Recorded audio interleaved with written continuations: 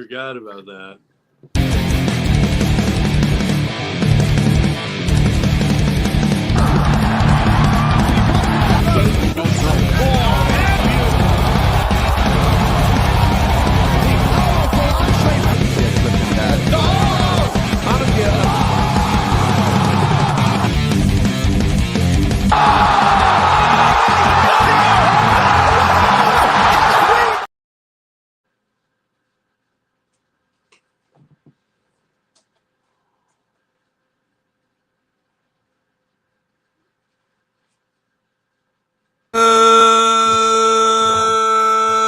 Good evening, fight fans. Welcome to another great episode of Headkicks Haymakers. I'm your boy Bodkins, and of course, with me, as always, is Mr. Bobby Blunts. Oh, Bobby, what a UFC it was Saturday night.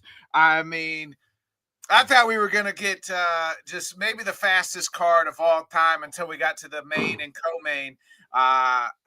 You have the card started off beautifully as BSD puts Dariush down. It was ludicrous fantasy style, ass up, face down, ass up. And then you had Perates knocking out Leon for the first time. First time that's ever happened. Then you had Morales. And then I think beating Brady. Then I think you had maybe, to me, the shocker of the night. Not that Valentina won, was just how dominant she was. And then, of course, you go from one dominance to the next dominance, and that was Islam. I picked JDM, and I texted you, I think, on Sunday. I said, don't ever let me pick against Islam or Chevy ever again. If I do, slap me and tell me I'm stupid. Because, I mean, JDM hadn't offered absolutely nothing. It's the same thing, right? We saw back in August with Chimaev and DDP, where people are saying it's boring or whatever. It was just absolute dominance by Islam. JDM, I thought he would have a better showing, but how he did because of what he did with Bilal, but it was just repeats and rents. It was like 19 minutes of control time or something crazy like that. Just absolute dominance by Islam. We'll kind of talk about what's next here, really the 170 altogether, but your thoughts here from Saturday night. I mean, MSG absolutely delivered. If it wasn't like the prelims from before, Bo Nickel had a really good showing, and then he got a flash kick KO to end it. Yeah. The card had insane pace. I mean, they started with the fighters in the cage. They were not messing around at all. Like when we were doing picks in the spaces, we almost had to speed it up because they were, just moving the fight so fast. And when that main card started and you started getting like all those wild finishes, the writing was kind of on the wall for me for where it was going. I kind of had a fair assumption that was a decent chance. That's what we were going to get. And that's why the UFC really showed out in building this the way that they did. They kind of had damage control if that was going to pan out. And you got to start with the pound for pound number one in the world, Exactly. Me, I had that ranking before this fight because I formulate my pound for pound a little different with just what we think would happen if these guys were to actually get matched up, or so, long lapses and stuff are not enough for me to, knock a guy really down. So it was just a perfect showing. I saw a lot of people comparing it to Dricus and Chimaev, and I kind of disagree on that. Like, I get from the aspect of having, just blanking 5 rounds here and 5 rounds there, but JDM was actually doing stuff to try to counter what Islam was doing. The only problem is Islam was just countering what JDM was trying to counter, to where Dricus was doing absolutely nothing. And I mean, Yeah, that's I compare it just as far as like this one-way traffic. You know what I yeah, mean? yeah, no, and I get that aspect of it, but to me, it was like very poetic because you had the fight before where Whaley was going up in weight. And then in that fight, it kind of showed like, hey, they're kind of weight classes for a reason. And so you have that narrative painted, and you're like, is that going to, carry over to the main event? Not even in the slightest. No. I mean, he looked so he just looked like a natural 170 deer. He is not. We had some great performances on Saturday. Don't get me wrong, but I don't see anyone in this division beating him like currently. I'm not saying it can't be done, and I mean I know we'll talk about the insane size Morales is in. Yeah, well, I want to get to like what's next and who's next for him in a second, and because it all kind of coincides together. But to me, like also, not only did he become double champ, I think this has now moved Islam past the shadow of Khabib. Like I firmly believe, like in legacy and all the things, he has now moved past him. Are you subscribe to that as well? If you remember, I moved him past him in the Moyakano fight for the pure fact of he got this guy on 1 day's notice and he went out there and absolutely finished him. Where you compared the same thing with Khabib and Ali Quinta, that wasn't complete one-way traffic in that fight. And I have no problem with the statement at all. And I think that gap is only kind of going to get wider. People just put a lot into the, I think, undefeated aspect for Khabib. They just hold the one loss over Islam. But I'd be more curious if like other people are at that conclusion, because there were so many people that were like still doubting him at this point, acting like he hasn't like fought any competition. And I mean, you just see like what you're witnessing right now is so rare. Not only is he doing this in one division, but he's about to do it in two. Like these things do not come across all the time. So I would just say enjoy the time we have left with him. Whether it's 3 fights, 3 years. I mean, hell, even if he fights once a year, I mean, all these performances are going to be special, and we got a tasty amount of options. So, just enjoy it while he's here. I mean, I took Khabib's career for granted, and I did not know how good of a thing we had until it was gone. So, I'm just going to kind of enjoy this while we have it, and I'm glad. Yeah, you mentioned there's a lot of people, Morales obviously knocking off Sean Brady in the fashion that he did. He looked absolutely huge. A lot of people say he should be next. I don't subscribe to that.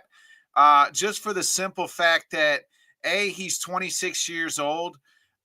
Two, like I don't want to feed him to Islam and then just like and destroy the hype that is Morales. Like I'd like to see him fight one more, and like nobody's really kind of figured this kid out, and I would like to see him have another fight.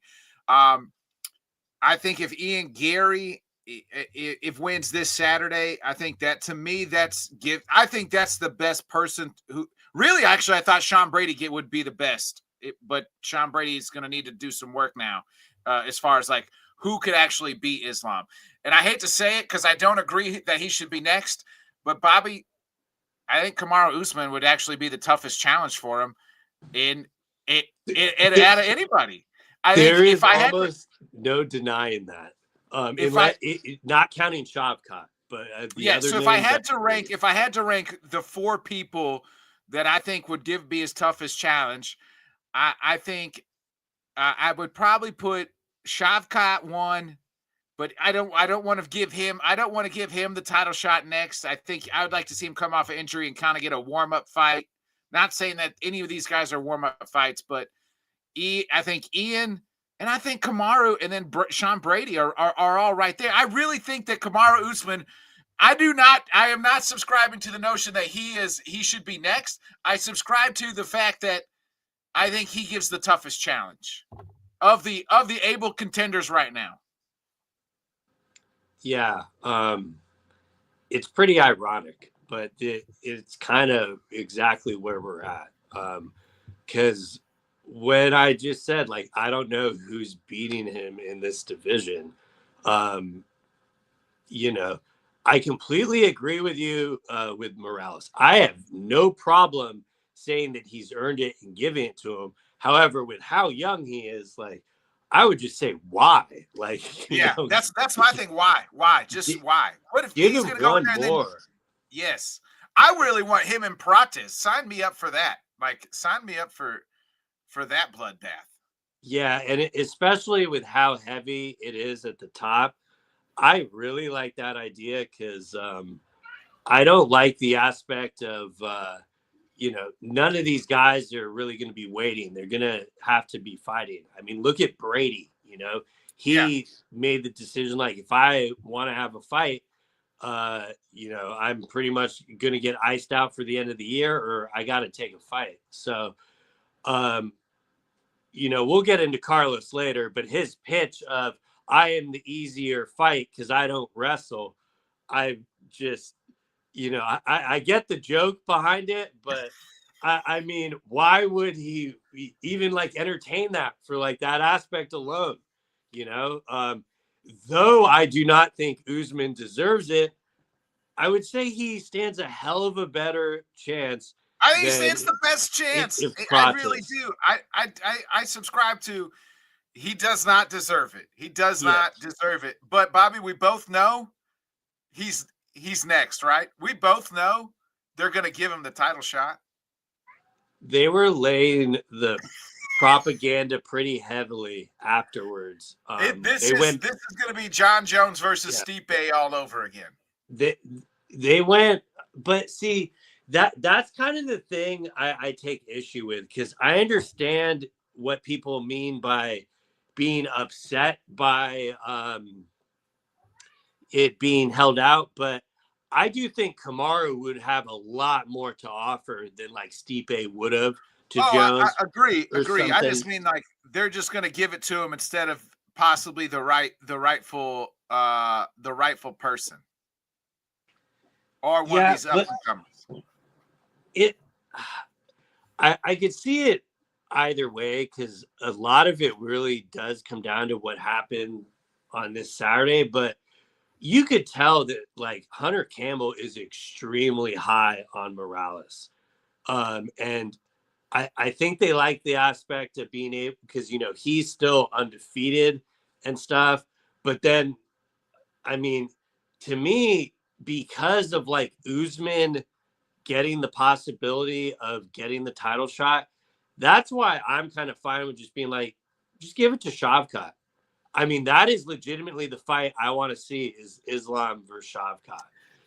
And I do too, but I'd like to see when Shavkat comes back, because it's been a year. It'll been over a year since he's fought. Because who knows when he's going to fight, right? Like I want to see him have a warm up fight, like just a tune up fight. Shit, do it, Usman and Shavkat.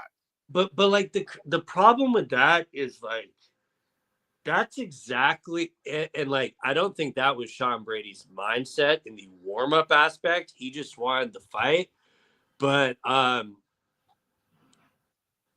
there is no warm up fight at the top of this division. I mean, unless they were to, I just like really don't see it there. I mean, could you imagine how insane Shavkat versus Morales would be? There are just so many good fights at the top, and now that Islam is legit the champion, I mean, if he rattles off like 3 of these names that we're talking about,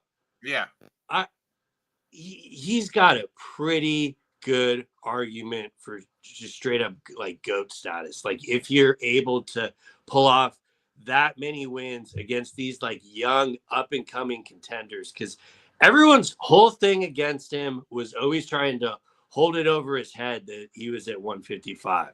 And, now he's at 170 where he does not have the huge size advantage, but I think he's equally going to have a chance at dominating all of these guys. I do too. The person that, I mean, we mentioned, we keep going back to Morales, like he looked like a fucking monster in there against Sean Brady. He made Sean Brady look tiny, like just the way he was. Like, I mean, Morales looked like every bit of a 205er, and eventually someday probably will have to be a 205er. Like he's that big, and you just don't like.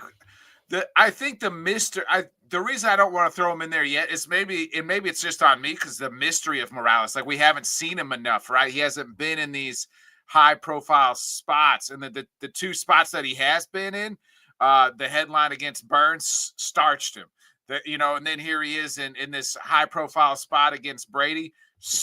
Brady had no opportunity.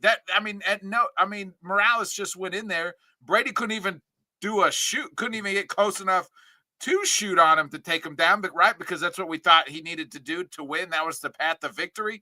And then next thing you know, he's knocked out. 2 seconds into that fight, I did not think he was going to make it out of the round. Me neither. It looked all wrong. And I mean, he legitimately looked like he was fighting a 205er. You kind of saw the size difference on the scale and stuff. And, but you got to like tip your hat to Brady for taking that fight, because I honestly think Morales would do that to any of these other contenders at the top. Initially I was off that Burns fight. I was saying, what up? Yeah. I was saying, give him Protes or give him Leon. Yeah. And damn, I mean, that would have probably, looking back on it now, been extremely cruel to give to Leon. But I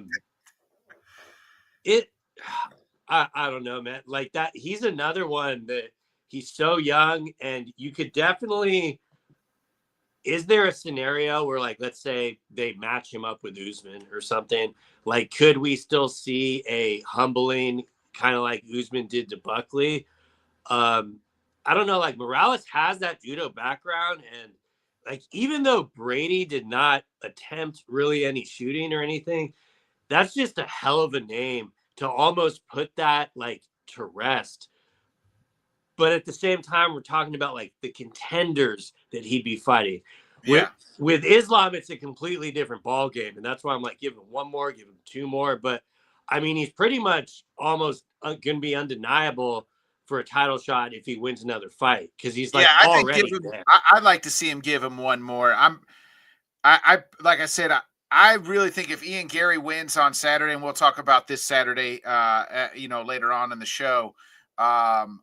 But I think if Ian wins, he probably should be next. Like, he beat Protes, so to me, like, he would get it over Protes, beat Bilal. Like, he's done enough. To me, like, I'm saying, give it to Ian. That would be interesting. I think Ian would have a fair chance against Islam. I would probably still pick Islam, but like I said, to me, the best chance of anybody, I think, I hate to say this again, is Kamaru Usman, or Shavkat. But I'm not saying Usman deserves a title shot, so maybe try to get him one more. But I don't think either one of us would be surprised if they announced it is going to be Islam versus Kamaru. It's I think the rankings bumped Usman down to 8, I want to say.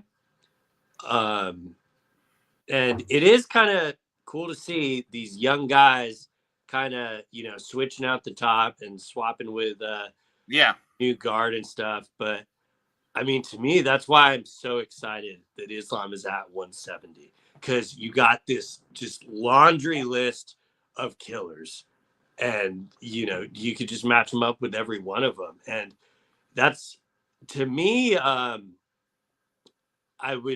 I just like want to see him, like book him already.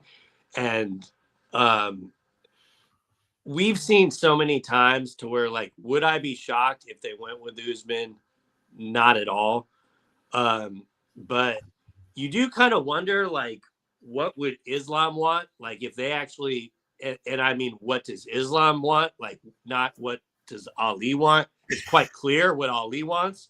Yeah. But, I really wonder what would be kind of the most intriguing challenge to him. Is it just like, because he kind of laid it in the UFC's court, like, whoever they want me to fight, I'll fight. And he's not going to be picky or choosy about the matchups or anything. I mean, depending on how the Ian fight goes, I would kind of like to see him next, but I just don't really know where we sit at that task of him actually winning. So because, like, if Ian loses on Saturday, I almost think that making Usman is the layup, because I agree with Kev here. He kind of says what I said. He said he don't fully trust Morales versus a clean striker near his size. He says give him Prates versus Morales in Brazil or Ecuador. Yeah, I'm sign me up for that fight. Like, sign me up for Prates versus Morales. I knew I was going to get Rob going from saying he was 8. Yeah, I mean, I don't know. That's because I could completely, I mean, you can already see from Rob's comment there, like, how it's going to be received, Yeah. Let him go. What else did he say? I just said they'll never go to Ecuador, bro. Yeah, that's probably true. We both know that. I mean, Rob beat me to saying that, but yeah, they ain't got no site fee. Side note, it was interesting to see Dana mention Spain there, but that's a topic for another day. Yeah. But I think Morales and Prates is the fight to make, just because that really doesn't hurt anyone. Like, we've already seen Prates lose, and he bounces back with wins in the division. And with this list of guys, I mean, people are going to lose, Do you maybe do the 2 losers from Saturday nights, like JDM and versus Brady? Possibly. Or does Bilal, one of them get the loser of Bilal and Ian? Yeah, I mean, it just kind of depend on how JDM's medicals check out and stuff. I mean, Islam was eating up that leg, and he definitely was wincing with his rib. So, I don't know how much time he's going to want to take. That would be an interesting fight, though, because that, Islam has already kind of seen the plan, or shown the plan to Brady, like what he needs to do against JDM, so I would definitely take it. I wouldn't be opposed. That's kind of the best part of 170. Like, if it's any of those names at the top, it's going to be exciting. And they're all good matchups. There's not a bad matchup, Yeah, and I mean, even stylistically, and even like Usman, like, fighting any of those guys. And you still got the guy who just fought like 2 weeks ago, Bonfim. Like, he's on that right there on the cusp of fighting some of those guys. And like, those guys are the ones that are going to get froze out the worst from like Usman's and stuff like that, because I mean, they definitely deserve to crack in, but I don't know. If I were to like put it odds wise, I would say probably 50-50 it's Usman or Gary. But would you be surprised if they just gave it to Prates? I would be surprised if Ian wins on Saturday. I would be more. This kind of goes with the caveat that Ian loses in this assumption. Yeah. Yeah, I don't. If Ian loses on Saturday, I wouldn't be surprised that they gave it to Prates. If Ian wins, I would be extremely surprised. Yeah. I mean, if Ian wins, he probably has the best pole position. Yeah. But at the same time, it also might come to how he wins, because I mean the UFC social media team does that like Monday morning matchmaking thing, and they Yeah. put the fighters on there like who's next for Islam, and it was pretty wild to see Morales' graphic along with Pratis, because it just shows like how short memory this division can have, because Pratis had that loss to Ian, so you figured, oh well, it'd probably be a while until he sees that, but then and that fight was like so bizarre. Like I thought Pratis looked terrible in the first round. Yeah. Great. Yeah, He did not look.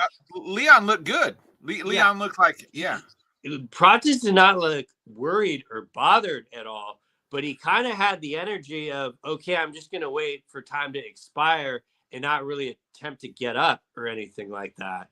And, things like that are just why I find it so comical that, like, I mean, damn well if for some reason JDM would have won, they probably would have went with Pratis. But now that JDM did not win, I don't know how the matchmakers can even sell that to themselves, Yeah. And say what you want, on a few days' notice, Usman still went to a decision with Chimaev, and like, especially when you look at how like Dricus got dominated, there's so many different ways that they could just gloss over it and make it. It wouldn't even surprise, especially when like they'd be giving us insane matchups as well with like Pratis versus Morales. But I think Ian would have to lose for any of that to, really be a factor, because, I don't know how you're going to pass him up if he gets a win. But at the same time, like, why Brady took the Morales fight in the first place, the rankings don't mean a fucking thing. So I could totally see them just, booking Usman. It would not. If I were to put it odds, I'd probably put it 50-50. Yeah, I agree. I could definitely. I don't think anybody would be surprised. People would hate it, but I do think. And like you said, that's not me saying that he deserves it next. Like, we all know deserves is irrelevant in this. Like, ask Rob what the word deserves means in the UFC. Yeah, it doesn't mean shit. So it'll be interesting what they do. I kind of like I feel bad for Jack. Like, it's not like he was. I thought he did okay in there. Like, to me, he looked better than what DDP did. As far as just like, even though it was one-way traffic, because he was, he could have easily like gave up and just got subbed and just called it quits. You know what I mean?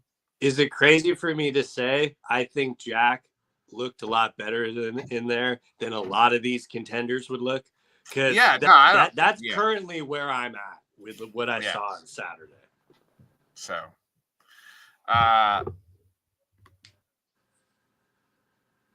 Kevin says here, he says that he wouldn't mind giving Islam a fun defense against Pratis. I know you hate this, Bobby, but the fighting nerds will sell a fight. And the internet dorks will convince themselves that he can win. I like I said, I don't.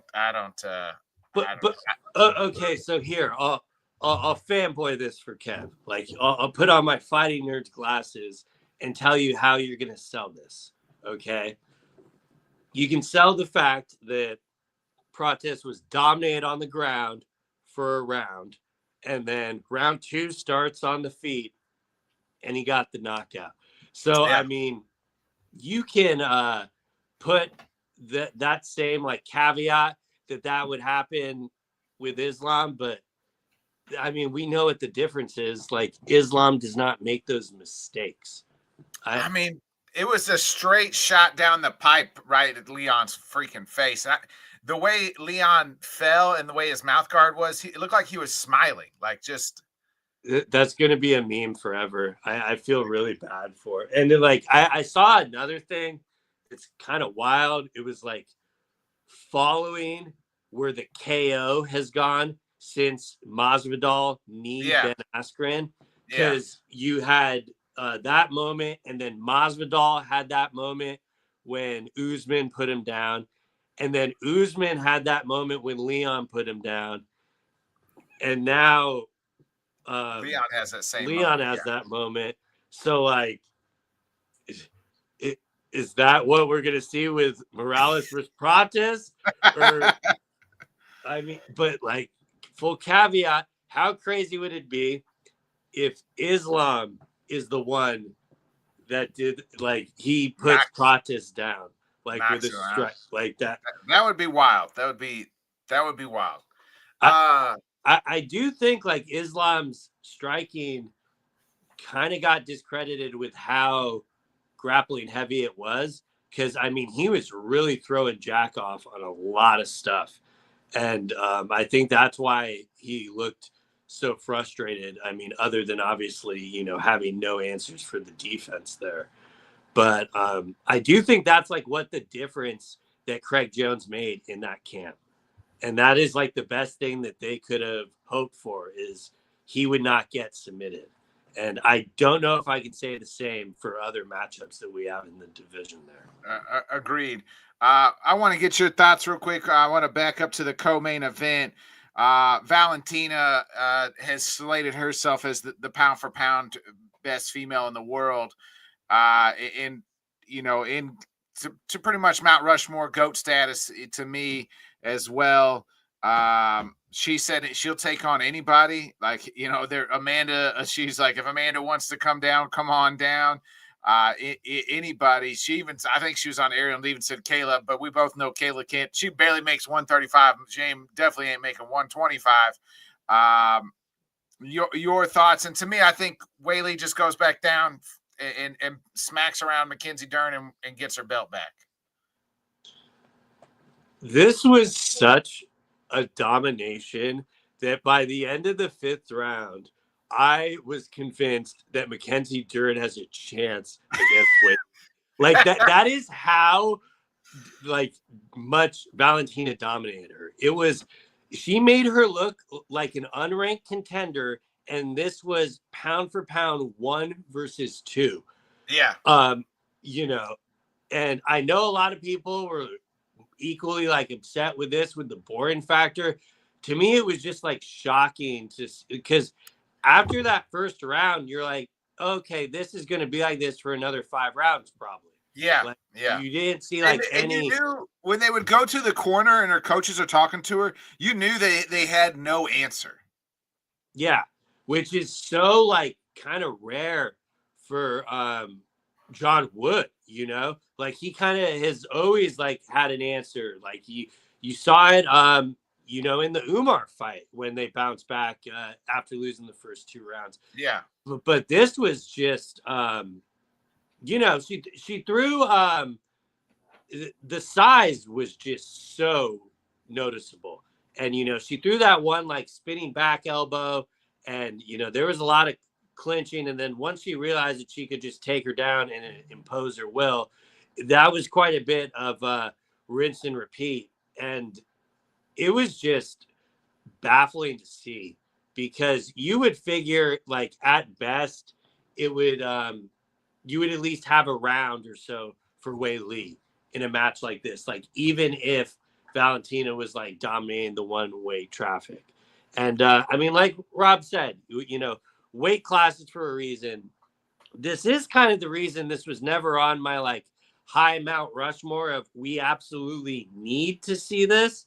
Like I was more than happy to get it done. I thought the fight absolutely made sense, but you see these types of things and you're like, yeah, their weight class is for a reason. Right. But at the same time, that's why the main event was just so much more special because of that. You see a defined line of their weight classes for a reason, and then you see, oh shit, well maybe they're not, and maybe he can. So it's just pretty wild. Who would you like to see Valentina fight next? Are you in agreement Weili just drops back down and just kind of handles business as usual? It makes the most sense for her to kind of go back down.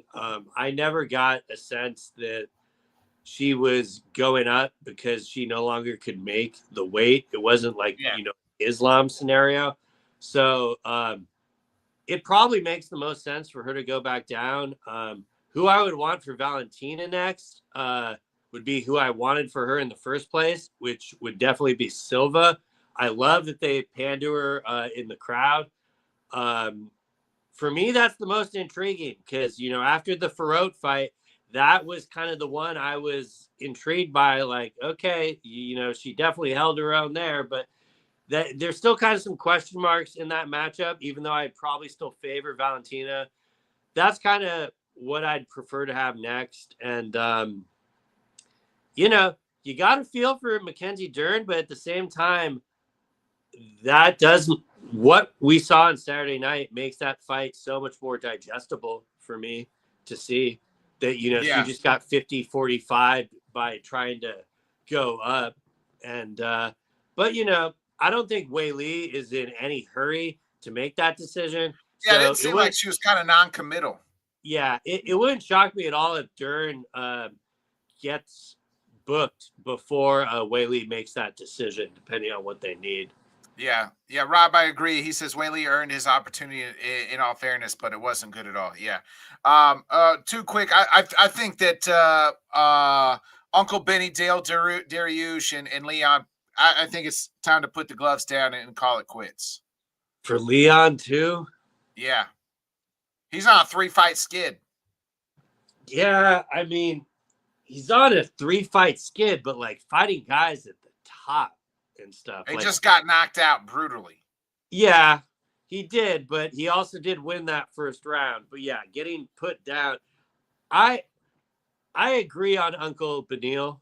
That one, I think he's just seen better days. And but I don't know. I think with Leon, they can still like book him on the London cards, and you just I still think he can be. Maybe him and Bonfim. Is that that would be perfect kind of opening for Bonfim? And then you're just really trying to open the door on his retirement, huh? Like if one more, then I can really tell him to kick fucking rocks. Yeah, I mean they could do that. I would, and I would probably agree that no one wants to see this, but what would be your appetite for Leon Covington 2?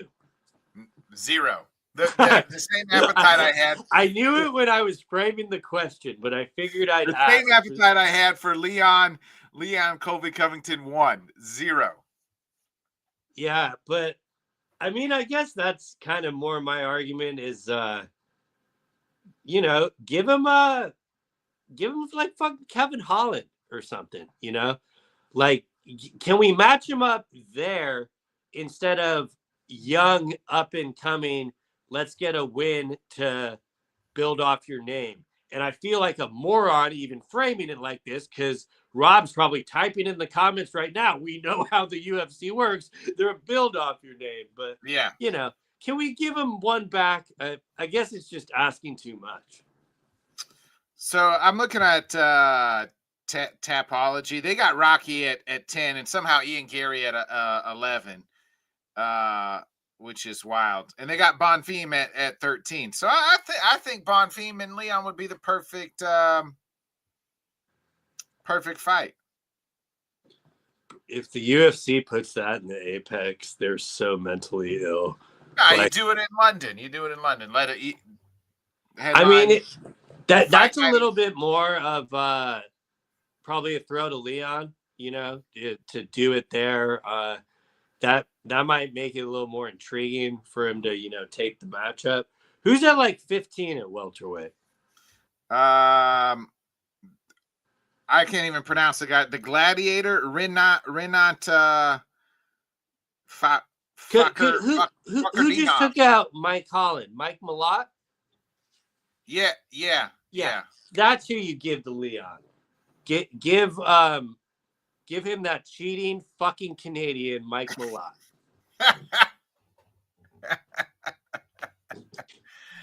Rob says that Benil's actually probably going to retire because he told us that he only kept fighting because there was a path to the title. Well, that path got lights shut out when he went face down, ass up, so on Saturday night. Bobby, I got to ask you, you mentioned it kind of at the start here. Bo Nickel with the, head kick knockout Saturday. Train's back on the tracks for Mr. Bo Nickel. I think I think the UFC has hopefully figured it out. Like, I hope they do like 2 or 3 more of these. Like, it was a great performance, don't get me wrong, but this does not make me say like, okay, that's, give him a top 10 contender now or something like that. I think he was much more appropriately matched. The striking looked a lot better, and I think it probably went as good for him as it could have went, because even if he got like an early like first round sub or something, I think there'd still be kind of questions lingering and stuff. And I think it's about as good of a bounce back for him as you can get. The UFC is definitely still in the Bo Nickel business. I mean, you could tell that. So, but I'm curious, like, where they book him. Not so much like would be on the main card, but are they going to be doing him on like numbered events, or is he going to be more kind of put on fight nights? And mainly, like, is he going to get in one more before the White House card? And it's not like that I care about the White House card, but he seems like the kind of poster boy to put on it. So he is, I would assume he's going to be on it. But, I would just hope that he'd, try to get one in by like February, March, and that would be enough time to turn around and still maybe do June. But I think the best case scenario for him could have been that, because I mean, he was even getting like hit with the boos because people were getting annoyed at the fight, and then he got the emphatic finish. So, I mean, the way it played out for him, it couldn't have went any better. He and I think we got a little bit more real Bo Nickel on the mic. Like he could see the criticism is affecting him. Yeah. I know a lot of that they just kind of got to blank out, but I mean, you see people on Twitter, they're freaking ruthless. So yeah. We also RoboCop had the nice unanimous decision. Aaron Blanchfield subs Tracy Cortez. Speaking of RoboCop, I am so fucking sick of Copy Love. Like, you can put his head on a poster right next to Kyle Baharo. I am just so fucking done with Copy Love. I'm just disgusted in that performance. So thank you, RoboCop. Aaron Blanchfield with finishes Tracy Cortez. She's not, probably needs one more to get be right there in the title mix. We'd be remiss if we didn't talk about Mr. Ethan Ewing beating our guy Malcolm Wellmaker on about 48 hours notice, and just looked like the absolute better fighter of the night. I mean, it takes 2 guys to sign on the dotted line. One guy obviously in camp. Ewing actually was in camp and had just fought like a week prior, and here he is making his UFC debut and beats the highly touted prospect Malcolm Wellmaker. Yeah, I mean, watching the fight, it felt like he had no real pre-fight jitters building up to the event, because he was just coming off the other contest.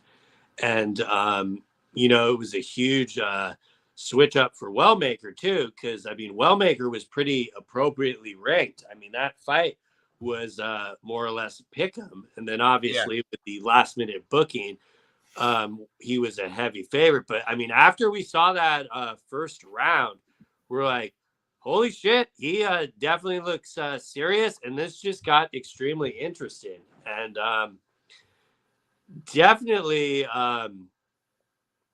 he gained a lot of fans that night. I can tell you that much. I mean, there there are people that were like in the space that were like super high on Wellmaker, and they're like, well, this dude just made a fan out of me. So Yeah, I mean he that. made a fan out of me. He made a fan out of me for sure. I think And we're. I mean, and you could still be high on Wellmaker. Number one, it was at 145. He fights at 135.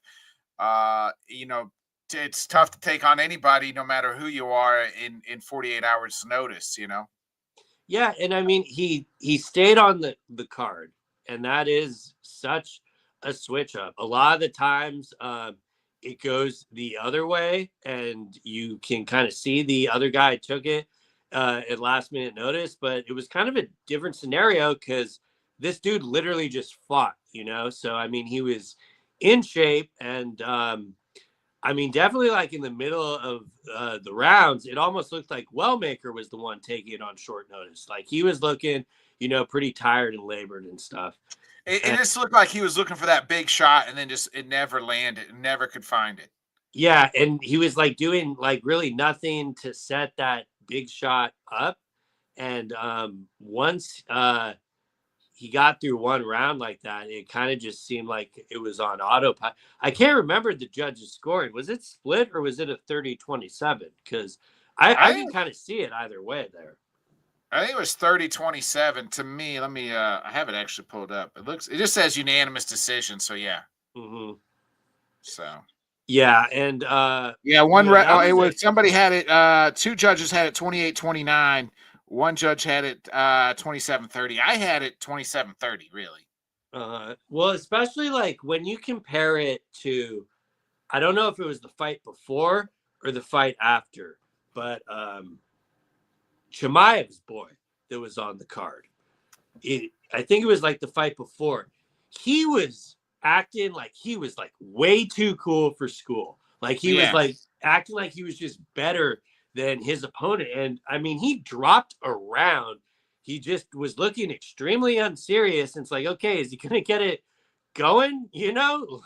And to where in this fight, the complete opposite. Like this dude just took this on short notice, and he was just focused from the start of the belt to the finish. And it was just, you know, he's going to be, he's going to like probably get the standard contract.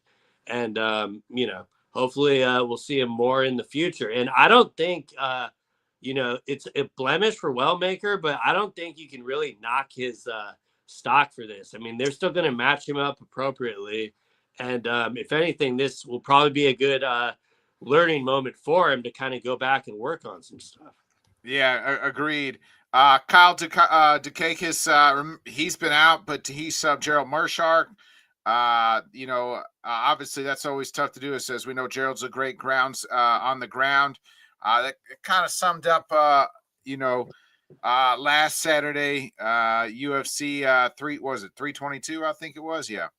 To add to your list of people you'd like to see retire, and I know Mershart was wearing a lot emotionally, you know, with the passing of his coach and stuff in that fight. Yeah. But yeah, I don't know. That was kind of a rough one. Hopefully he can get back on track, but I'm just not really sure. You know, he's one of those guys that will like take a fight, you know, on short notice too. So I'm sure we'll see him sooner rather than later. Well, he's he's Mr. Apex, you know? Yeah. I said Kyle Dukakis or Dukakis, whatever the fuck his name is. Kyle D. Rob, you know what I mean? You don't tune into this show for right pronunciations of names, okay? All right, we both know that. Yeah, thank God. You know who the fuck I'm talking about. He beat Gerald Mershark. Lucky I can say Mershark right.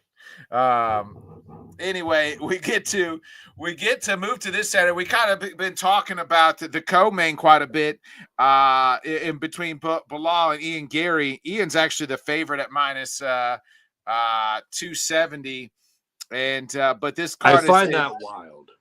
Really? Yeah, that big of a gap, absolutely. That's a little much there. I don't really find it that wild. I mean, I could understand him being favored for sure, but that's that's a fairly, you know, he is fighting a former champion. He is. He is. He's right there fighting the former champion who's coming off, the loss to JDM, to Jack, when he lost the title back in February. Then, more importantly, this card is headlined by the returning Arman Sarukian and versus Dan Hooker. I mean, Arman, heavy favorite here at minus 600. Yeah. You're not going to get any argument on that one from me. Plus 400 for Dan Hooker. Obviously, we know Arman was supposed to fight back in January, had to pull out. The last time he actually entered the octagon was April 13th, 2024. And Dan Hooker, same long layoff. He's had the hand issues and everything else. The last time he fought was August of 24 when he beat a split decision against Gamrot. So, yeah, I mean, shout out to UFC Qatar or Qatar. I mean, I see people pronounce it both ways. So is it Qatar or Qatar? I don't know. We're not the right show to figure that out. I mean, yeah, we should just call it UFC site fee. But I mean, these are the site fees where you get the gems. I mean, but both of these fights back to back is fucking insane. The fact that Arman hasn't fought since UFC 300 is wild. That is crazy because of the pullout. Wow, that is insane. Remember, and then he was supposed to be suspended because he got punched a fan.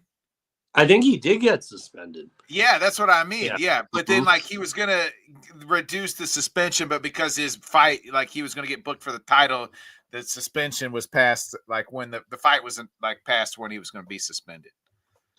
Yeah, even more kind of ironic when you put the caveat into him having to pull out because you have that going through. And I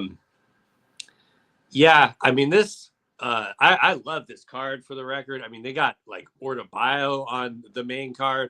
Yeah, listen to so this is you got Volkan Ozenmeyer versus Alonzo Menafield on this card. And you mentioned Orobai versus, out of all fucking people, Jack Hermanson dropping down to welterweight. That fight is going to be fucking insane. I saw somebody post this on Twitter. It's the UFC just pulled two names out of a fucking hat and was they landed on this fight.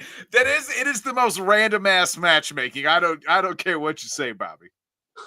Well, I mean, it's the way Hermanson fights. He fights like a madman, as does Orobai. So I mean, it random it may be, but deliver it will. I will assure you that. To welcome Jack at welterweight is weird. Yeah, well, his last Orobai's last couple fights have been at a catchweight when he was supposed to be at 155. So I'm not really sure if they told him to pick a lane with that. They definitely use him for a lot of these cards. I mean, if I'm not mistaken, his last fight was at a site fee card. So yeah, it was at Baku. Yeah. Oh, we forgot about the wonderful world of Baku. Yeah. And yeah, so I mean, the card itself is definitely nothing to sneeze at. And especially coming out of an MSG pay-per-view, more, on point. Agreed, Rob. I think it's a death sentence for Mr. Hermanson. It usually don't go well when you're a veteran and you drop in weight. Well, I mean, we're not picking this fight, but let it be known, this is definitely a sacrifice to Orobai, 100%. You're giving the people what they want, and the people of Qatar want to see Jack Hermanson get the living shit kicked out of him, and that is why the matchmakers match this.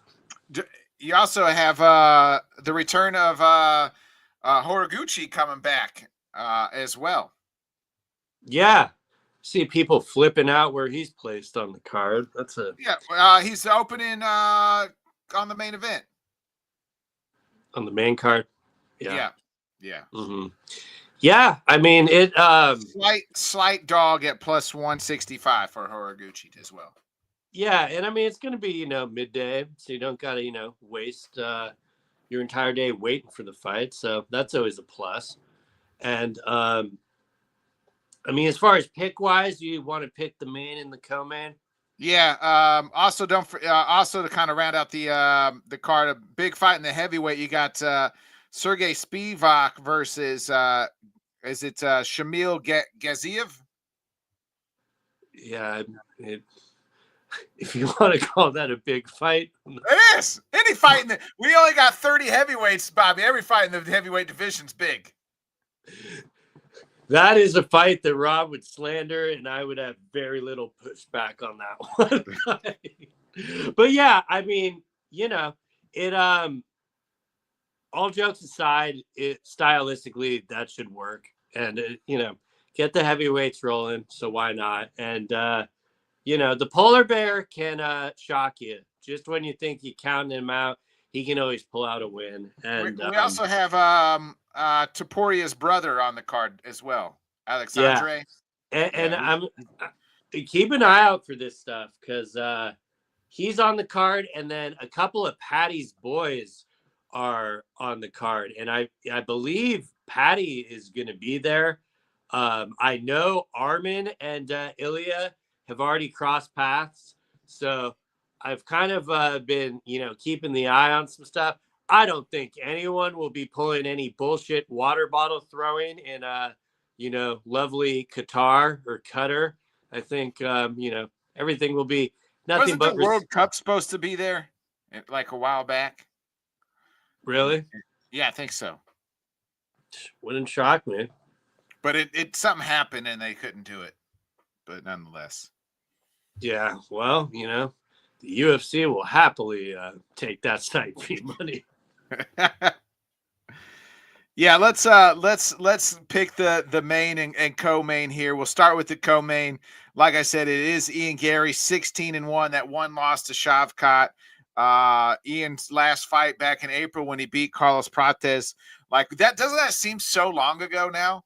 Like Prates was dead, Ian killed him off, and now Prates, people are saying because of the 2 knockout wins, like, this guy's ready for the title. I mean, you're the person to ask. You were literally there, so. Yeah, I mean, I thought I had Ian Gary I picked Ian by decision, and that's what happened. And Ian looked really good against him, except for the last round. And that was kind of a short notice fight. Like, I think they fought, it was like a 3-week notice, 3 weeks, 4 weeks, maybe. How much time of the fight did you have to explain to your boys that what Gary is doing is dominating this guy? Yeah, they kind of knew. They kind of knew. You could kind of see it live. So yeah. Good. I'm glad it translated. Yeah. And then you do have Bilal Muhammad. I didn't realize Bilal Muhammad is 37. Damn. Mm-hmm. Yeah, he's getting up there. He's a young 37 though. 24-4, coming off the championship loss, where he lost his belt. Your thoughts here? 3-round fight. Yeah, I really wish this was the main event. I would rather have this be the main event than the other. Or give us like double 5 rounds. But yeah, it's really a travesty that this is not a 5-round fight. And I have a feeling to be fair, the other fights that we had Saturday night were not 5-round fights other than the title. So I'm okay with it. Like, does that make sense to make the playing level field fair? No, because it's gonna, when this 3rd round ends, I promise you we are gonna go, fuck, why are we not getting the 4th and 5th round? Like, maybe Ian finally gets another finish here. Yeah, what's the line on that? Let's take a look. Fighting odds here. Ian by knockout plus 375. Bilal by knockout 1,500. Ian by sub, 1,100. Bilal 1,200 by sub. Ian by points, which is probably what I minus 115. Bilal plus 300. So if you're gonna pick Bilal, I'd probably pick by decision and go by. Bro, if someone picks Bilal by knockout, that would be the heart. Like that line is so juicy. I'm fine with lighting $100 on fire. Like that is a ridiculous line. But at the same time, like, yeah, but yeah, I mean, I have this fight as more of a pick 'em, like odds wise. I think it's a lot closer. I do think the 3 rounds probably favors Ian a little bit compared to Bilal. Yeah. You know, Bilal is used to 15-minute fights and stuff. So like, it's not like I'm really worried about him starting slow or anything. But Are you with worried that Bilal's falling in love with his hands? Like he says, like he wants it to be a striking match. not at all. I mean, all Or you that think stuff. he's just playing coy? You think he's playing coy?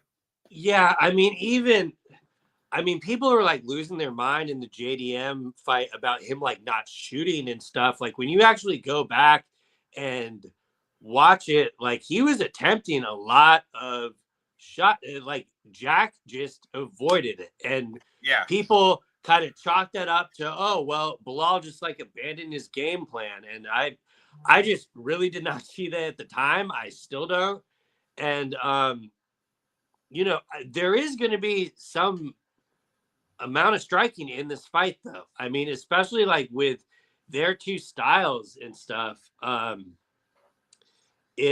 that's like why I kind of wish we were getting 25 minutes instead of 15.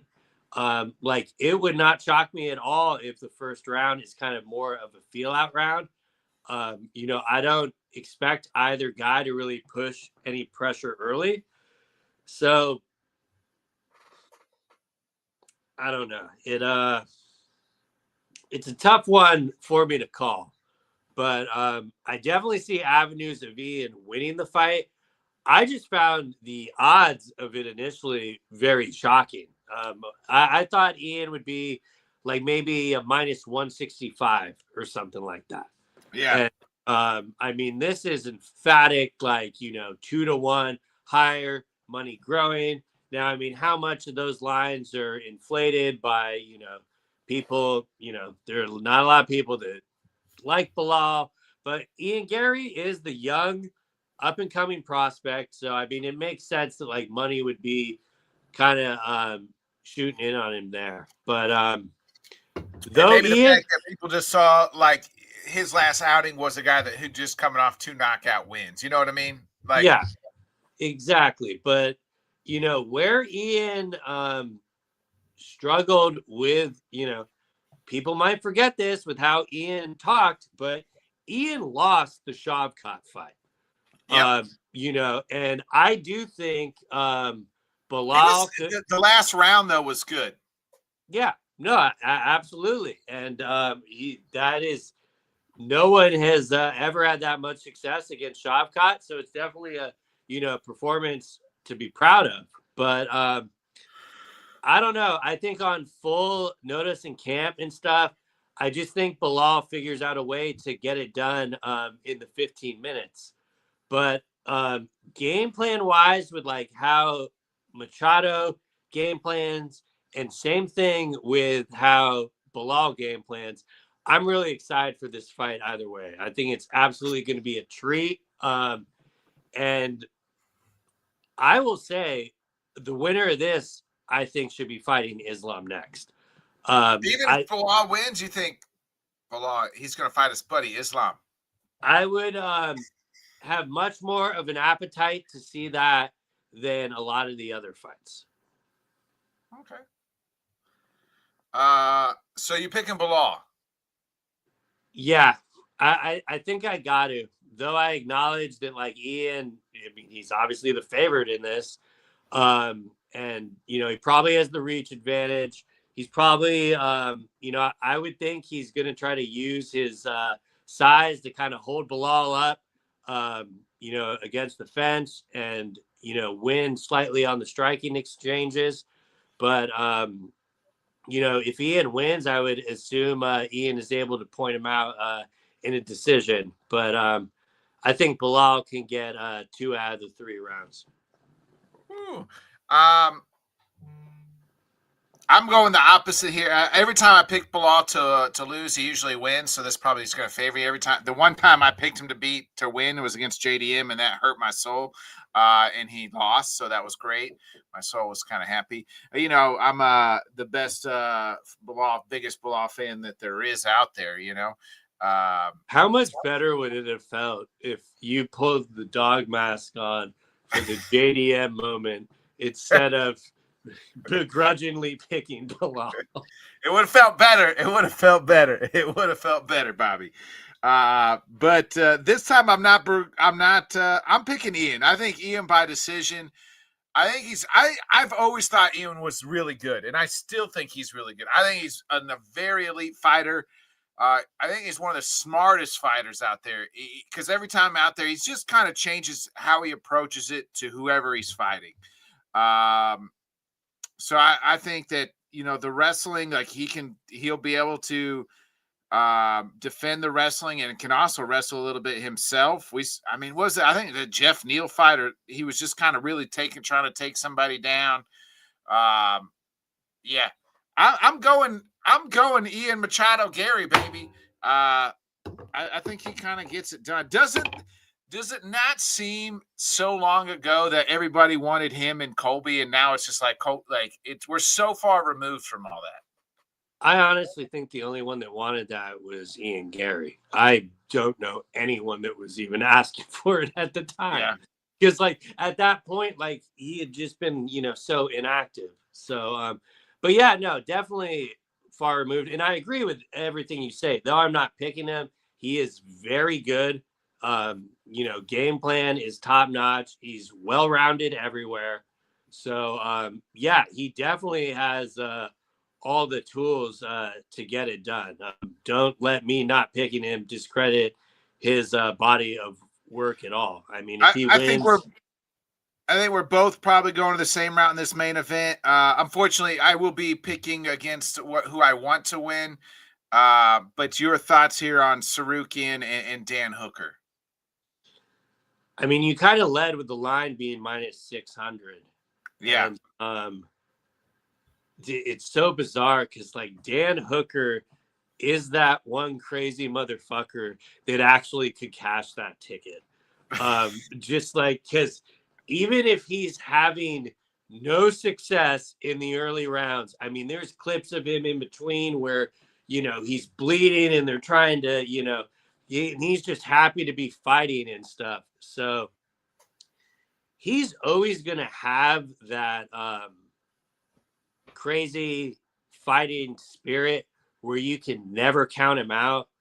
But his best fights are when he's in wars, and I don't think that Armin's going to oblige to that. Exactly. I just don't see how he's going. I mean, hell, you have Chimaev in his corner this weekend. Yeah. As Armin was in his corner, and Chimaev was literally like, hey, maybe he's like, no, this is working. Keep doing this. So you would think he would kind of keep him in line. The only caveat that has me thinking would he oblige by the war is he is trying to make a statement on getting that title shot. And if I don't know, is a sub win enough to get that? I mean, I would have no issue with it, but with what they're going with, I mean, and Armin does have, some pretty wild striking. Does he try to maybe blast Hooker with something? And when that does not work, God, that sounded terrible. Should have said pause on that. But does he throw caution to the wind? And then when that doesn't work, does he say, okay, let me just get him down and finish it? I don't know. I mean, there's definitely been a lot of bad blood back and forth with this fight, which makes it kind of even more intriguing. But I would expect Armin to get a submission here. I think maybe Chimaev's only loss is, didn't he corner what's his name? He's no longer in the UFC. Shit. They were super high on him. The English cat. He's fine. He's been in boxing now. Oh, Darren Till. Darren Till. Didn't he corner Till at one point? I mean, when they were hanging out. That's when Chimaev looked beatable. And then they removed Till from the circle, and he once again looks like a killer. But yeah, it was Darren Till you're thinking of. Yeah, that's who it was. I don't. His name was just escaping me, but I think, and I could be wrong whether Chimaev ever cornered it. I know Till was in Chimaev's corner time or two. If I'm not mistaken, Till was in his corner for the Gilbert Burns fight. Yeah, which, might I add, was the most human Chimaev has ever looked. Coincidence? No, I'm kidding, but you get what I mean. Yeah, I don't think I like I said, Dan's best fights to me are when when everybody's when he's in these wars. I don't see now. You forget though, Gamrot beat Arman, and Dan I know it's MMA math and it doesn't always add up, but Dan just went to a split decision with Gamrot. Yeah, and this, again, it is that bizarre enough math where it almost does fit. Like, minus 600, everyone's counting him out, and like Dan Hooker might be the one with the most to gain on Saturday. Because if he is able to win, I mean, they'll probably just line that up with Ilya. I mean, sign me up. That would sell. Yeah. But I'm hoping Arman is able to get some flashy shit done here, because I've made it no secret the next fight I want to see is Ilya versus Arman. Also, I shouldn't be bringing it up because you didn't bring it up, but thank you for not bringing up Ilya versus Islam. Like, it's good that we're leaving that in the past. And we got, stuff weight class. Ilya's not big enough to go to 170, and I don't ever see Islam going back down. Thank you for using some real good common sense there. The people that were telling me that what they saw on Saturday night made Ilya going up to 170 more intriguing. He's way too small. That is just that is insane. And like, I know we probably should stop questioning it with all these crazy things he's doing, but I mean, that is just ridiculous. Like, you can get me there at 155 because Islam is killing himself to get there for Ilya to get the knockout. And don't forget this though, Bobby. I want to go back to Arman real quick. There is this little thing fucking called karma, and sometimes karma's going to fucking come at you, and you pulled out, and everybody said, Arman is the only, and you only know your own body, right? But he is about the only person that said, I couldn't fight. You talk to Dan, and Dana's going to say shit, but seemed like everybody was like, he probably could have fought still, and he just didn't. And I'm just saying, sometimes karma's going to come back and get you. You had your opportunity and you didn't get there. And then sometimes, you know what I mean? When you're there and it usually the elevator kind of drops. Yeah. I'm hoping it works the opposite way, as that it's good karma for him. but I completely understand what you're putting down, and it just kind of adds to it more, like the insane line. I'm not talking myself into picking Dan Hooker, but I'm always going to be rooting for Dan. But I'm picking Arman here. I'm picking Arman. Yeah, you were scaring me there. You were close. I saw it in your hand. I'm like, is he actually going to do it? I wish. No, I can't. I'm going to root for Dan. Again, I just think that I don't think Arman's going to oblige into his war. And I think it's going to have to be a little bit of a... And Dan can get out of grapple well. But he's not going to out there and submit you or anything. Yeah, I mean, the thing that really concerns me with it is just Arman's top pressure, and I don't know how much of that he can deal with. I don't think that's kind of why I wanted this to be the co-main event. Like, I don't think we need 5 rounds for this. Like, yeah, agreed. Don't think they're going to be necessary. But maybe I eat some crow, and we absolutely did need the 5 rounds, and it's a fantastic fight. But it's gonna. You can tell, like, that's why the UFC's been in the holding pattern. I think it's the only reason the Ilya fight has not been announced is they're kind of waiting to see what happens on Saturday with this fight. I think they could sell almost anything. I know a lot of people have been talking about it probably being Patty. I find it comical Patty keeps moving up in the rankings by not fighting because all these other dudes keep losing, but that's the game. Yeah, they're doing that on purpose. Yeah. I mean, I don't know. I just hope, like, Armin can get back in the cage and because, like you said, like, since UFC 300, like, he's taking these grappling matches to kind of, stay in shape and get work, but that is a long layoff. So it's going to be interesting to, like, that first round, that's got to be a lot of buildup to, like, get off.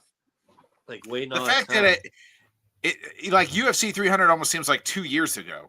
I know it wasn't, but it just that's how fast the sport is.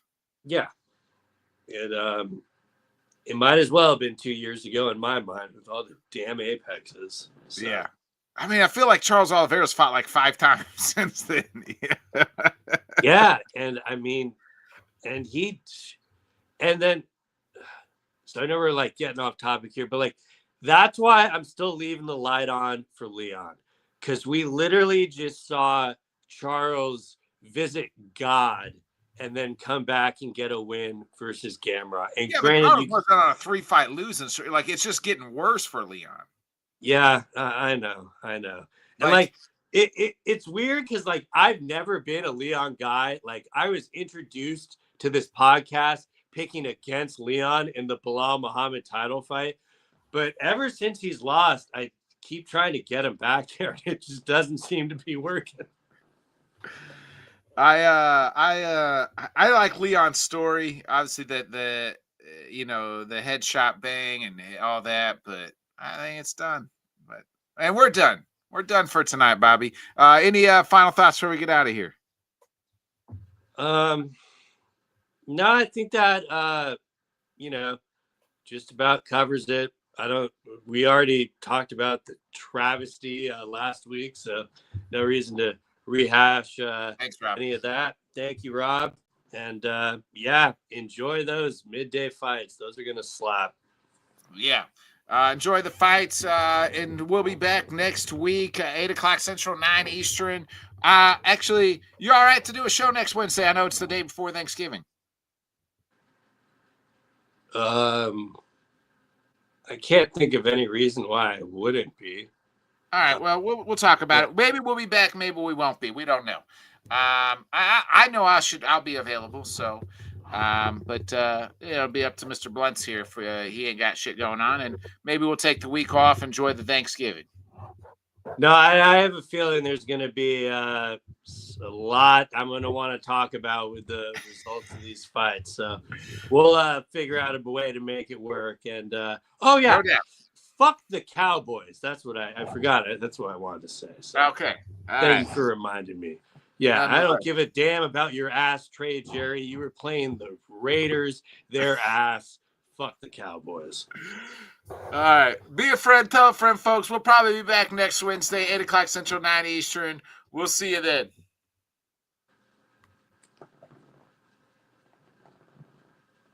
Thanks so much for joining us, and until next time, let's talk sport, friends. Thanks for watching.